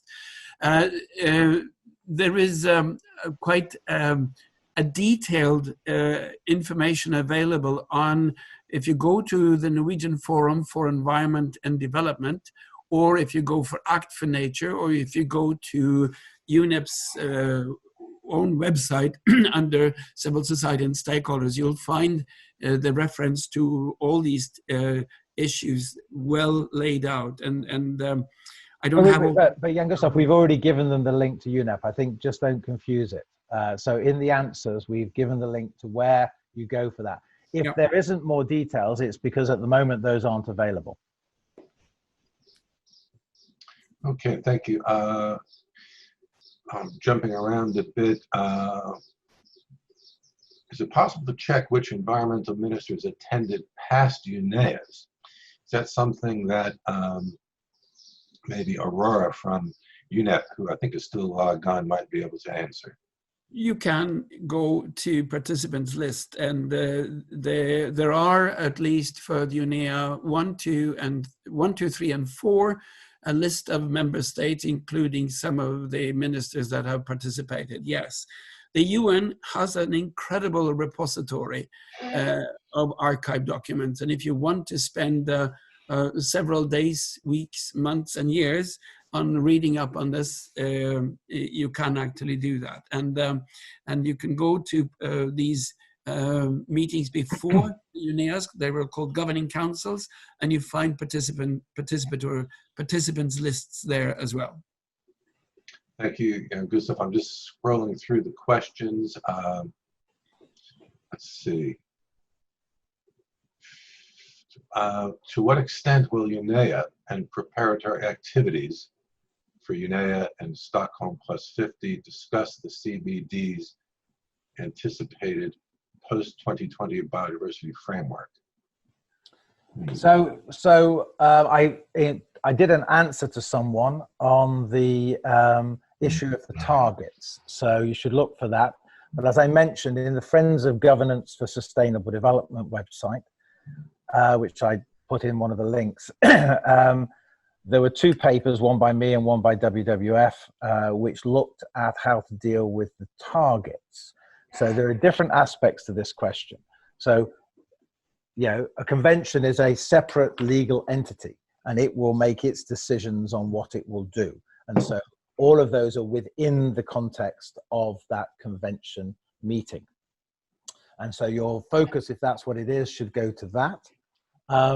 In the context of what would happen at UNEA, that now, because of the way it's happening, so the Convention on Biological Diversity should have happened in October. It's now not happening then, so it will happen probably in October 2021, because it is a feeder-related meeting to the Convention on Climate Change. So the two have to fit together so that anything from the CBD can fit into the preparatory process for the Convention on Climate Change. What we now have is an opportunity at UNEA 5 not to respond to the decision, but to input to that decision. And so it actually increases the possibility for conversations that happen at UNEA 5 to have an important impact on the CBD outcome. Thank you, Felix. A couple of practical questions. Will info on Sunday meeting, I suppose we're talking about this upcoming consultations, be put out to the listserv and to attendees of this meeting? Yes. There will be a report written up, yes, with the outcomes. The Sunday meeting? Yes. The Sunday meeting. This is info on the Sunday, I guess this is about how to participate, or? So Charles, if people have been registered and they've got an acceptance, that will explain to them how to participate. Very good. Yeah. If not, any other information will be updated on the UNEP website. A report from the Sunday meeting will be produced, and when that is produced, we'll put it up on the Stakeholder Forum website, but we'll also make sure that the people who are registered for this will get a note to say it's up there. Thank you. We have got time for maybe one or two more questions. I'm just going through them, so bear with me just a moment.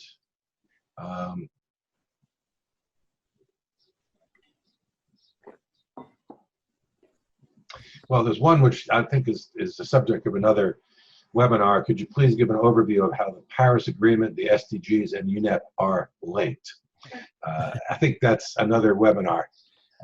So the answer is yes, but it is another webinar. And if there's an interest, do make a note in the I guess in the chat box, not into the thing. If that's of interest, then we'll try and put one of those together. Yeah. If I may, if there's any theme that will be sort of just below the official approach, it is nature-based solutions, and because this was high on the radar for all the member states last year, it will also be reflected here, and of course, climate issues will be part of the discussion as well. So just a quick thing in the context of a broad comment. What happened in Rio +20 was it recognized the need to upgrade two institutions. One was UNEP, which became a universal membership, and the second was what was the Commission on Sustainable Development, that became the high-level political forum. So the need to link those two together was critical. And what we have now with Amina Mohammed is someone who is the Deputy Secretary General of the UN, who in a sense acts to make sure that all of the agencies and programs are working to help deliver the SDGs. It's in a sense the first time that's happened. There are also, and you can see examples of this, if you go onto the UN Global Compact website, you'll find information about how companies need to integrate the SDG indicators into their corporate reporting. So the system is trying to realign around helping to achieve that. If you want to understand how the SDGs came into existence, I did a book with Ambassador Donoghue. There's another one by Ambassador Kamal, the two co-chairs of the final process. Both give you an indication of how the process was set up and in a sense what went into that. I think you have to think of this as a whole family. We're now moving from what was environment kind of discussion, where it had its particular set of institutions like UNEP and the CSD, to one which is now for sustainable development. So the whole system is reorganized around trying to do that, and it is interlinked with that.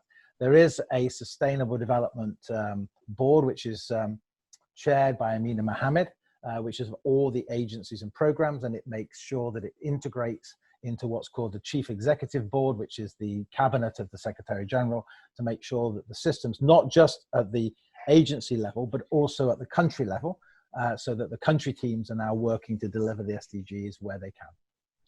And just one more thing, as I was talking very emphatically about the MTS, the medium-term strategy, if you read the old one, which will be replaced now next year, you will see that every target and every sub-program is linked directly to the various SDGs. And this will also be the case with the new one. So the connection there and the holistic approach and the integrated approach is carried out by most of the UN system. Thank you. Thank you for your presentation. And we've run out of time for questions. We'll be back in 5 minutes. So another comfort break. Don't be alarmed by the silence. We'll see you all soon. Hello, we are live again. And we will begin the final session. Gentlemen, remind me, is it, I think, pardon me, it's Felix, I believe, giving the final session. Yeah, you have to, you're controlling my video, so I can't add it in. Okay, okay, sorry about that. Let me do that. There you go. You should be, there you are. Thank you, Felix. Over to you. Wait a second. And this is the final session. That's great. Tanner, if you could take us through to the next slide. So just going back a little bit to, because I don't know how conversant people are with the issue of the major groups and stakeholders. So prior to 1992, everybody was an NGO if you were a non-government organization. What Maurice Strong recognized in 1992 in the run-up with Chip Linda was that you actually wanted to break that group down into people who were stakeholders in the decision-making process. So the theory of change is those people who should be involved in helping to make better informed information for governments to make better informed decisions, and those that are, if they're involved in the decision-making, are more likely then to engage in helping to deliver that. So that's the theory of change, and it's what's in the book I did on stakeholder democracy, if you want to go into more terms. It's a better term than civil society because it doesn't exclude groups, and it identifies whenever you're doing something, you should do a mapping. So in 1991 and 92, a mapping was done of the different stakeholder groups who should be engaged in helping to develop what was then called Agenda 21. They developed these 9 specific major groups, and what's very good about that is that it means that women have their own space to project a gender perspective. Youth are able to have their own space to be able to look at the next generation. The trade unions have their own space to talk about things. And it also reduces the space for business. And in a civil society, business, government approach, then business is given the same space as civil society, which is a conglomerate of groups. And so this way you reduce it from 1 of 3 to 1 of 9. And so it's a much more inclusive approach. And as we've seen with the Agenda 2030, a number of different stakeholder groups were added: education community, older people, and the disabled. So a very, very much better way of it dealing with it. For UNEA, you also have regional representatives coming from the 6 UN regions, and also specialized accredited NGOs. So that might be a coalition of NGOs. Like on chemicals or whatever. Could we have the next slide? Tanner, next slide. So if you're involved with the process, then there is likely that you're involved in a different way. There are 4 ways that stakeholders have, in a sense, had an impact. The first is in setting agendas. So we're at the beginning of a process, so your ability to set the parameters of that are clearly much bigger than when you move towards the UNEA 5. So the biggest impact you have is at the beginning, and then it kind of reduces. So a good example of this would have been on the Sustainable Development Goals. Paulo Caballero from the government of Colombia made the suggestion in July 2011 in Solo at a retreat dealing with the preparations for Rio+20, that the replacements for the Millennium Development Goals should be Sustainable Development Goals. Then 2 months later, the UNDPI NGO conference, which had about 2,000 different stakeholders attending it in Bonn, came up with 17 suggestions of what those sustainable development goals should be. Those particular recommendations were then drawn into the policy briefs produced by the UN Department of Economic and Social Affairs for their preparations for Rio+20. So very early on, the stakeholders endorsed the idea of the SDGs, made suggestions, and those suggestions then became the only thing that governments had on their table for basically nearly 9 months. So it was a really good way of influencing the process. As things get down, you're looking at negotiating the outcome. So stakeholders, particularly with expertise in issues, will play a critical role. They may be on a government delegation. If you should approach your government to see if they would have you on the delegation, if you are an expert on the issues coming up at UNEA. You may also be, for the smaller number, a number of the countries have a smaller number of delegates. So particularly the small island developing states may only have a couple of delegates there. They're covering a lot of issues, as Jan-Gustav said in the resolutions. You can try and work with them to help them with expertise for helping them to address more of those. But when it comes down to the issues, you have to build relationships with the specific governments. And when you're in UNEA 5, the best way of moving issues forward is to look for what they call single decision countries. And those are countries that aren't a part of a bloc. So the EU isn't a good place to go. The group of 77 for developing countries, 134 countries, isn't a good place to go. You want to go where a country basically can make a decision and move it forward. So Norway would be a single decision country. Mexico would be a single decision country. Australia would be a single discussion country. So would Japan, and so would be Canada and New Zealand. So if you can find those single decision countries, you can move some text through the negotiations. Conferring legitimacy. What that means is if we don't go to these meetings, then actually member states will realize they're not so important, and so ministers won't go. And so they reduce in legitimacy. And that's what happened with the Commission on Sustainable Development. It closed up in 2013, and it closed up because stakeholders said, we no longer recognize it as enough of a significant body, and we need a higher level body. And then if you've engaged in the decision-making, not all stakeholders are implementation stakeholders. Some of them are just, in a sense, activist stakeholders, but a lot of stakeholders are actually both interested in defining the policy, but also in then taking that policy and make it happen at the local or the national level.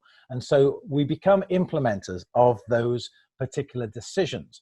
And what we haven't had yet at UNEP, we've had it more at the high-level political forum, is a feedback loop between those who are implementing on the ground, feeding into the next set of policy decisions. Could I have the next slide?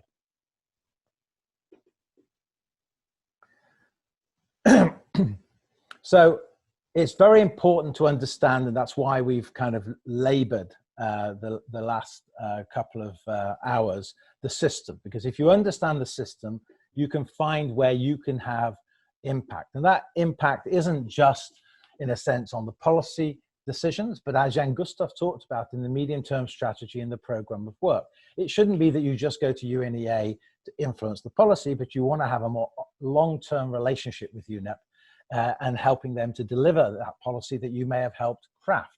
And that's why we're suggesting that you work with UNEP and with the divisions in UNEP to help deliver those outcomes. If you want to add an additional theme that isn't covered, if it's an emerging issue, then there is a space at UNEA to do that. If it's not an emerging issue, then the chances are you're not going to have a success. And particularly as you have seen, the Bureau of UNEA is going to try and keep it down to less numbers of resolutions. They will want to focus those on things which are within the theme. But what you need as an organization is to have a strategy, basically from now to UNEA 5 for whatever it is that you want to achieve. So if you have a particular aspect of one of those sub-themes and you want to work with others to try and ensure that it has specific sets of policy recommendations, and we heard that from Brooke, they want to have particular stuff on the issue of animals and health, then they need to work with others to create a situation where the governments have heard about that in their capitals and so already briefed. You can't turn up to UNEA 5 if you haven't already addressed this at the national level. Next one.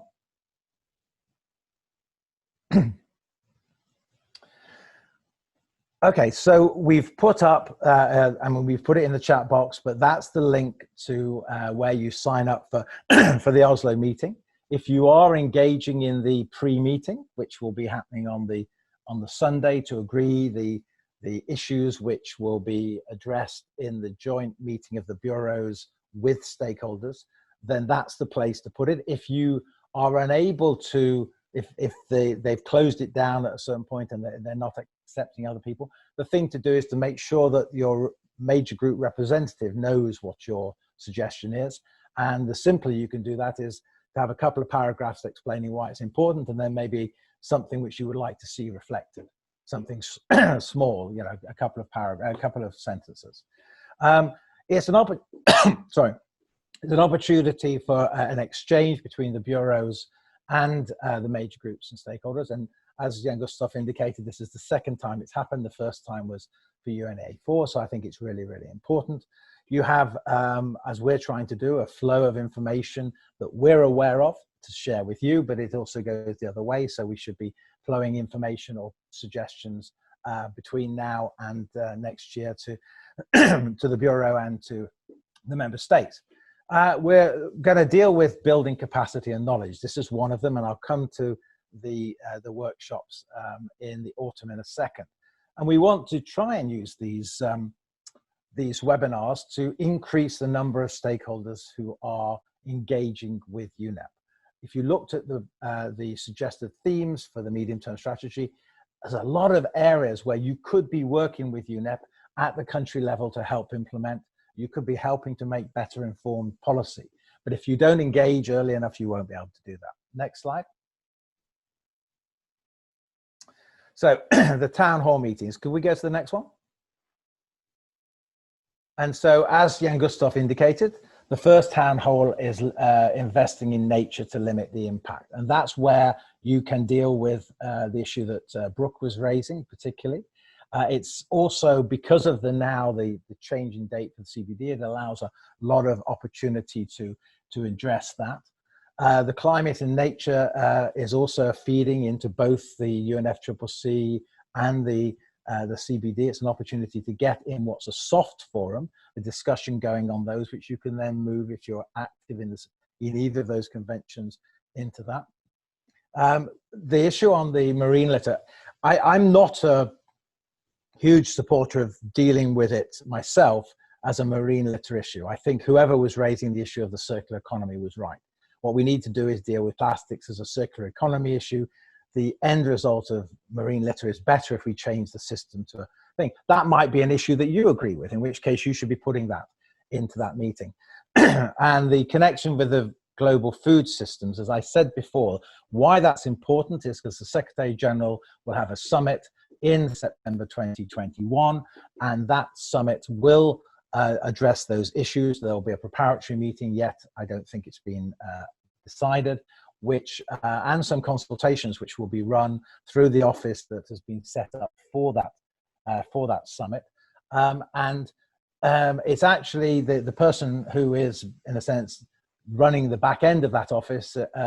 Zach is a former staff person of Stakeholder Forum and also worked at the UN Non-Government Liaison Service. So he will be very keen to involve stakeholders in this. And the fifth one is youth voices. Could I have the next slide?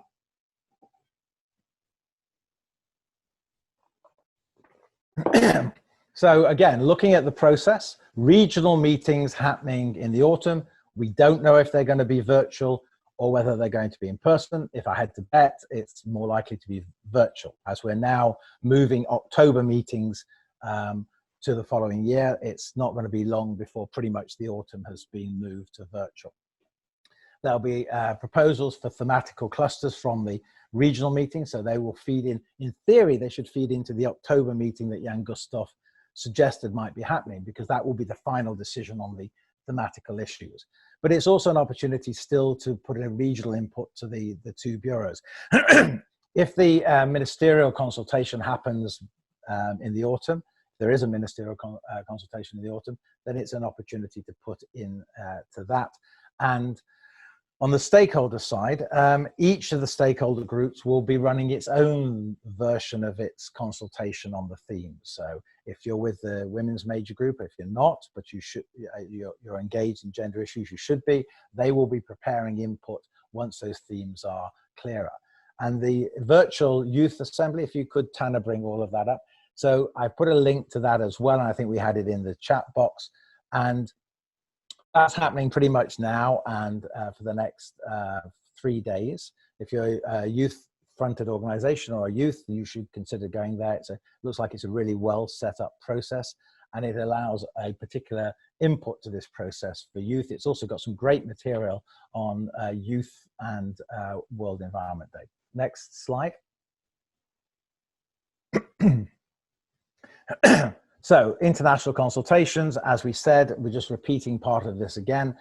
Next week is the first one. And once they've agreed on the thematical clusters, then it's for each of the stakeholder groups to start to organize their input.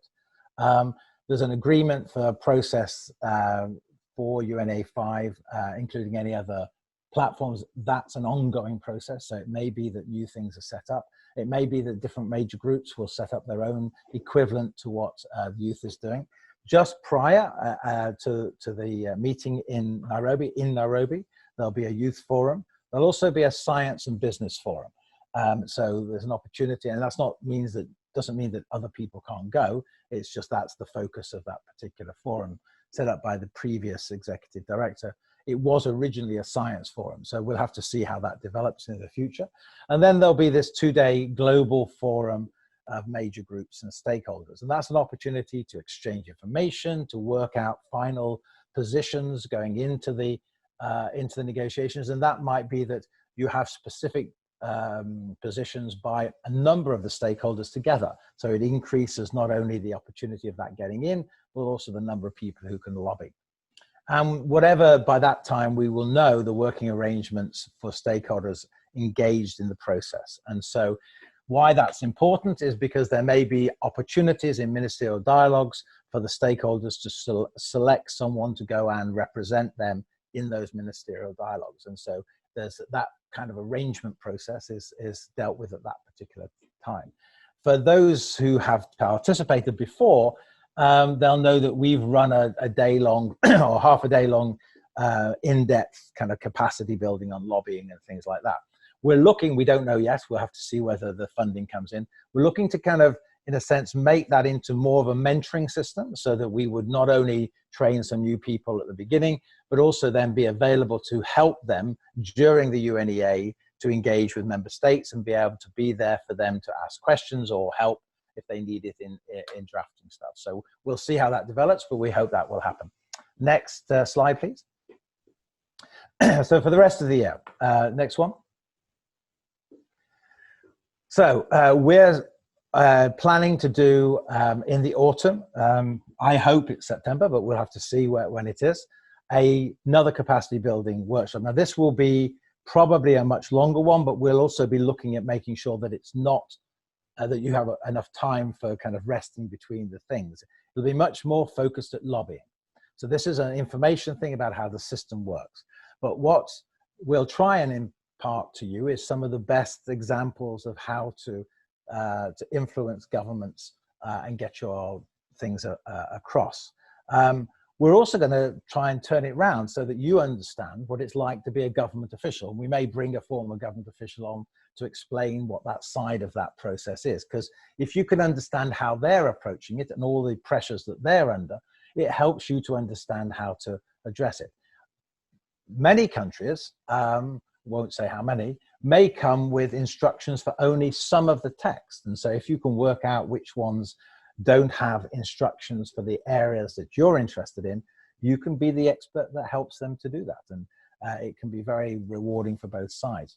We're going to go through some case studies of successful stakeholder campaigns, because I think once you can talk about this, but then if you can go in and look at what were the things that worked, why did they work, what were the elements, we think that might be much more useful for those who are new to campaigning and to lobbying.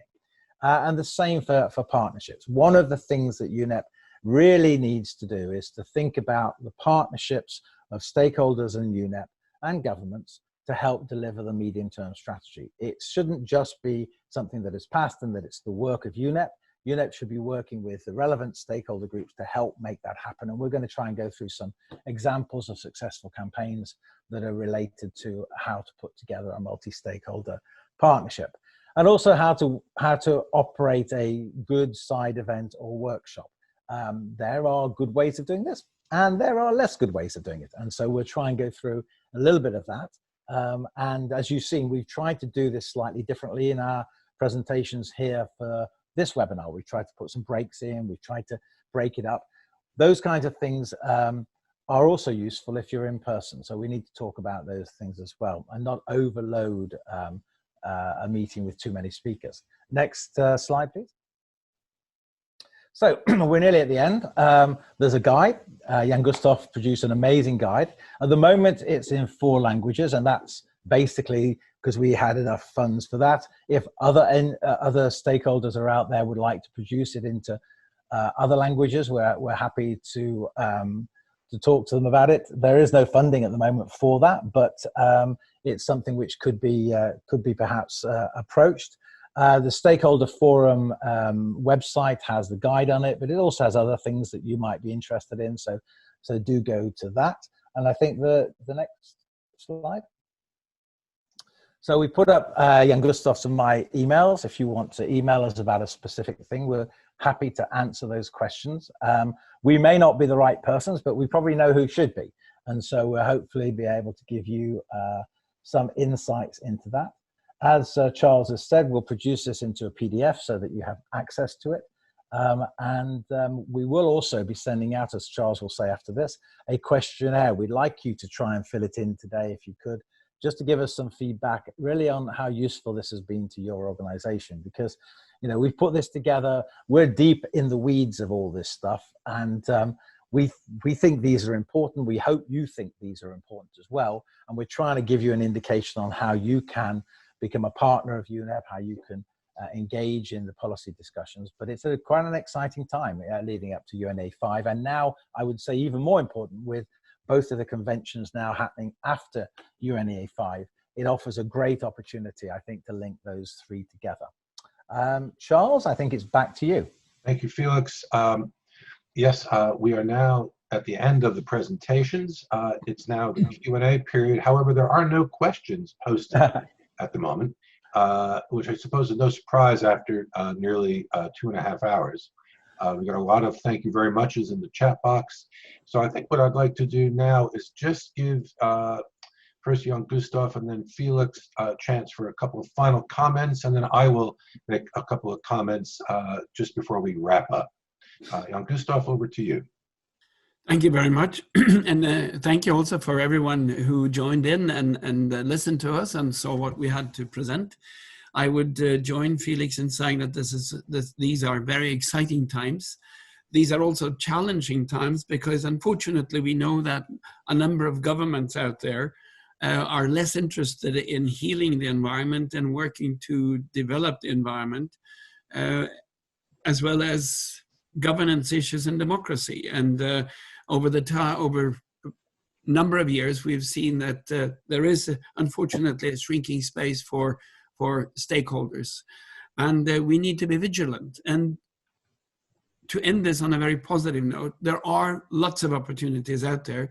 We just have to be very constructive, insightful, and know what we're talking about. And that's why we have put this together, in the hope that we can give you information. And as Felix said, and I want to emphatically say that, write to us or talk to us or ask us questions, and we'll try to help you. And then I hope we can say that we'll see you later on another webinar. And let's work together to get this world into a better shape. And thank you very much. Yeah, I guess my comment is that, you know, over the years, Jan Gustaf and I have run training sessions. We've also tried to pass on the knowledge that we've had on how to engage in the process. There are, and that's why we're going to deal with more of the lobbying stuff later. There are, I think for many people, it's difficult to make that first step as a lobbyist to engage. But your first step is in essence with your own government.